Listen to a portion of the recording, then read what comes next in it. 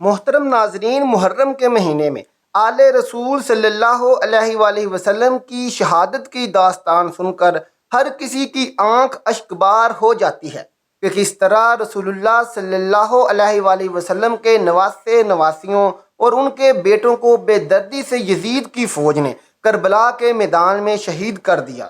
آج کی ویڈیو میں ہم آپ کو آل رسول صلی اللہ علیہ وآلہ وسلم کے نواسے حضرت حسین کے بیٹے حضرت علی اصغر رضی اللہ تعالیٰ عنہ کی ایسی دردناک شہادت کے بارے میں بتائیں گے کہ آپ کی آنکھوں سے آنسو جاری ہو جائیں گے۔ آپ روئے بغیر رہ نہیں سکیں گے کہ کس طرح ظالموں نے 6 ماہ کے بچے کو بے دردی سے شہید کر دیا۔ لہٰذا محترم ناظرین، ویڈیو کو مکمل آخر تک ضرور دیکھیے گا۔ بسم اللہ الرحمن الرحیم۔ معزز سامعین، 10 محرم کے دن جب امام حسین رضی اللہ تعالیٰ عنہ نے اللہ کے دین پر اپنی اولاد عزیز و اقارب کو قربان کر دیا تو آخری حجت تمام کرنے کے لیے میدان کربلا میں آتے ہیں اور فوج یزید کے سامنے حجت تمام کرتے ہیں۔ آپ فرماتے ہیں، تمہارے رسول صلی اللہ علیہ وآلہ وسلم کا نواسا ہوں، کیا میرا راستہ روکا ہے؟ کیوں میرے بچوں کا پانی بند کیا ہے؟ کیوں آل محمد صلی اللہ علیہ وآلہ وسلم کو رلایا جا رہا ہے؟ اے لوگو، اس ہزاروں کی فوج میں ہے کوئی میرے نانا سے محبت کرنے والا جو مجھ غریب حسین کی مدد کرے، رسول اللہ صلی اللہ علیہ وآلہ وسلم کی بیٹیوں کے پردے کی حفاظت کرے؟ جیسے ہی امام حسین نے صدا کو بلند کیا، تاریخ میں لکھا ہے کہ خیام میں بیویوں کے رونے کی آواز بلند ہو گئی۔ امام حسین خیموں کے قریب آتے ہیں اور فرماتے ہیں، اے زینب، ابھی میں زندہ ہوں، بیویوں سے کہہ کے رونے کی آوازوں کو بلند نہ کریں۔ اتنے میں بی بی زینب زار و فطار رو کر فرماتی ہیں، اے میرے بھائی حسین، جیسے ہی آپ نے یہ فرمایا ہے، کوئی مجھ غریب کی مدد کرنے والا، رسول اللہ صلی اللہ علیہ وآلہ وسلم کی بیٹیوں کے پردے کی حفاظت کرنے والا۔ علی اصغر نے اپنے آپ کو جھولے سے گرا دیا۔ امام حسین کی آنکھیں نم ہو جاتی ہیں اور فرماتے ہیں، اے رباب، میرے اصغر کو میرے پاس لے کے آؤ۔ امام حسین علی اصغر کا ماتھا چومتے ہیں اور اپنی عبا میں چھپا کے میدان کی طرف لے جاتے ہیں۔ یزیدی فوج سوچتی ہے کہ شاید حسین قرآن لے کے آیا ہے۔ بس امام حسین رضی اللہ تعالیٰ عنہ نے اپنے ابا علی اصغر کے جسم سے ہٹائی اور علی اصغر کو بلند کیا اور فرمانے لگے، اے لوگو، اگر تمہارے نزدیک میں قصوروار ہوں تو وہ میں ہوں۔ اس 6 ماہ کے بچے کا کیا قصور ہے؟ 3 دن سے پانی نہ پینے کی وجہ سے اس کی ماں کا دودھ خشک ہو چکا ہے، اس کو 2 بوند پانی پلاؤ۔ فوجی یزید زور زور سے ہنسنے لگے اور کہنے لگے، اے حسین، پانی خود پینا چاہتے ہو اور نام بچے کا لیتے ہو؟ اگر تیرا بچہ واقعہ ہی پیاسا ہے تو اس کو کہو کہ خود پانی مانگے۔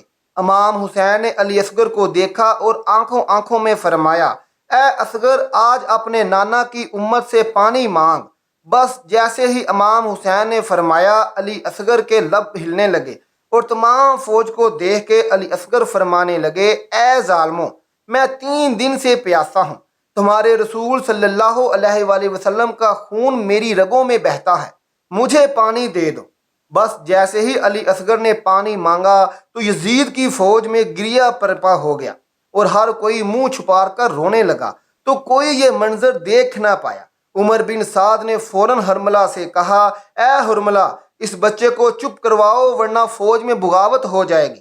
بس حرملہ تیر نکالتا ہے، علی اصغر کا نشانہ لگاتا ہے، پہلا تیر کمان میں ڈالا، اسے چلاتا ہی نہیں، دوسرا ڈالا، وہ بھی گر گیا۔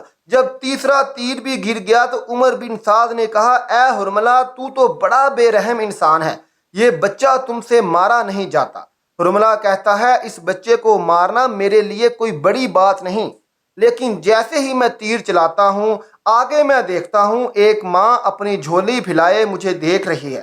عمر بن سعد نے کہا، تم اس بی بی کو نہ دیکھو، بس اصغر کو ایسے مارو کہ پورا لشکر یزید کے نام سے کانپنے لگے۔